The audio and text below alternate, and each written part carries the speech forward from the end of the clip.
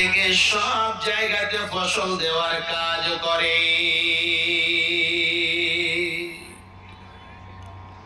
সেই সম্পর্কে আল্লাহ রাব্বুল আলামিন বলেন, وَأَنفِقُوا مِمَّا رَزَقْنَاكُم مِّن قَبْلِ أَن يَأْتِيَ أَحَدَكُمُ الْمَوْتُ। হে বিশ্বের বান্দা বান্দীরা, তোমরা শুনে রাখো, আমি তোমাদেরকে রুজি দিয়েছি, আমি তোমাদের নানা প্রকারের খাবার ব্যবস্থা রেখেছি, আমি তোমাদের লক্ষ লক্ষ কোটি কোটি এইরকম নিয়ামত দিয়েছি, যে জিনিসগুলো তোমরা ভক্ষণ করো, যে জিনিসগুলো খাও। আমাদের এলাকাতে যে জিনিস চাষ হয়, বেশিরভাগই আমাদের এলাকাতে গম, ধান, ভুট্টা সমস্ত জিনিস চাষ হয়। আপনি যাবেন এইরকম করে অন্য ডিস্ট্রিক্টের মধ্যে, অন্য রাজ্যের মধ্যে যখন যাবেন, সেই রাজ্যের মধ্যে অন্য ফসল পাবেন। যেই মতো আপনি যদি কাশ্মীরের মাটিতে যান, সেই মাটিতে আপনি ফল ফ্রুট বেশি পাবেন। আপনি যদি সৌদি আরবের মাটিতে চলে যান, ওই জায়গাতে বেশি বেশি খাজুর পাবেন। আল্লাহ রাব্বুল আলামিন এক এক জায়গাতে বরকত দিয়ে রেখেছেন। আল্লাহ বলেন, ওরে আমার বান্দা বান্দীরা, আমি তোমাদেরকে যেই রুজি দিয়েছি, সেই রুজির মধ্য থেকে, সেই খাবারের মধ্য থেকে আমার পথে দান করো, আমার পথে ব্যয় করো।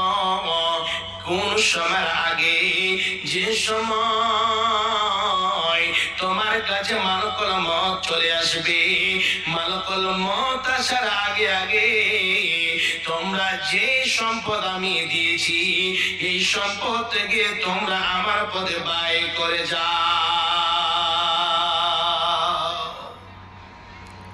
ভাবছেন, আমার মালধন সম্পদ আমাদেরকে দিয়েছেন। আজকে আপনি গরিব আছেন, আল্লাহ আপনাকে ধনী করে দিতে পারেন। আজকে আপনার বিশাল ধন সম্পদ আছে, আপনার কোটি কোটি টাকা ব্যাংক ব্যালেন্স আছে। আল্লাহ যদি চান, আপনাকে এক মিনিটে দাঁড়ে দাঁড়ে ভিক্ষা চেয়ে বেড়ার মতো অবস্থা করে দিতে পারবেন।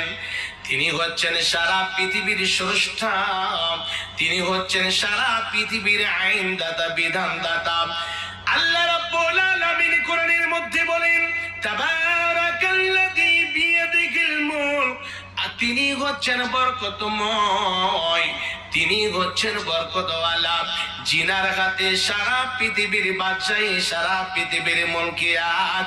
তিনি হচ্ছেন সব জায়গাতে বিরাজমান, তিনার হাতে সমস্ত জিনিসের ক্ষমতা তিনার হাতে রয়েছে। বন্ধু, আল্লাহ রাব্বুল আলামিন বলেন, বান্দা, আমি তোমাকে যে মালধন সম্পদ দিয়েছি, ওই মালধন সম্পদ থেকে আমার পথে দান করো। বাপজান আমার, কখন মরণ চলে আসবে কেউ বলতে পারবেন না। আমরা মনে করি আমরা যেন এইরকম করে কিছুদিন বেঁচে থাকবো। আমার বয়স কেবল হয়েছে 30 থেকে 35 বছর।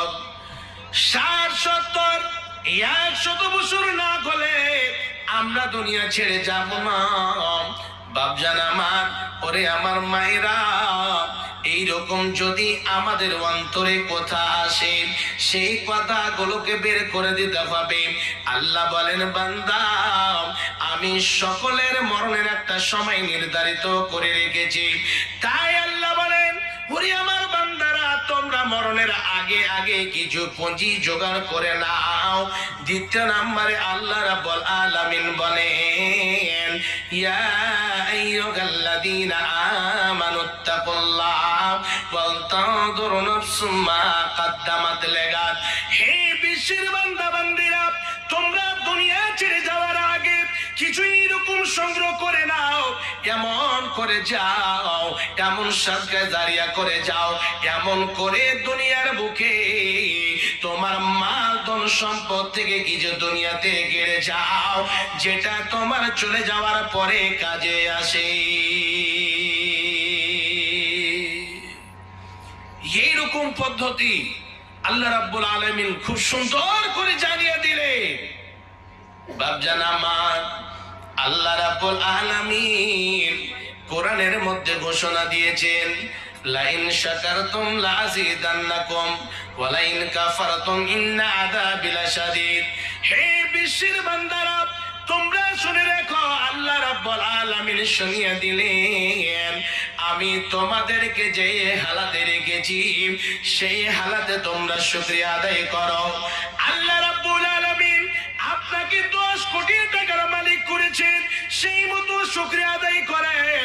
কেউ কুড়ো ঘরে থাকে, কুড়ো ঘর থেকে আল্লাহর শুকরিয়া আদায় করেন। কেউ যদি 10 লক্ষ টাকার মালিক হয়, যেই রকমে আল্লাহ রাব্বুল আলামিন রেখেছেন সেই রকমে আল্লাহর শুকরিয়া আদায় করতে হবে।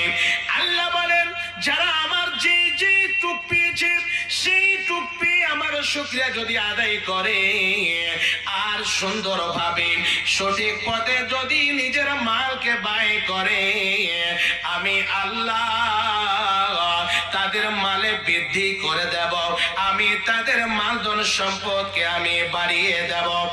আর যারা মালধন সম্পদ পেয়েছে কিন্তু মালধন সম্পদ পেয়ে শুকরিয়া আদায় করে না, মাদ্রাসা থেকে যখন চেক নিয়ে মোল্লা সাহেবেরা যায়, বলছে আমার বাড়িতে নাই, দেওয়ার মতো ক্ষমতা নাই, অথচ তার বাড়িতে কোটি কোটি টাকা এইরকম বস্তু রয়েছে। সেই জায়গাতে না শুকরি করে আল্লাহ বলছেন, যারা না শুকরি করে তাদেরকে একটা দুঃসংবাদ শুনিয়ে দাও, ওয়ালা ইন কাফারতুম ইন্না আযাবি লাশাদীদ। তাদের জন্য আল্লাহর নিকটে খুব ভয়াবহ শাস্তি রয়েছে। তাদেরকে শুনিয়ে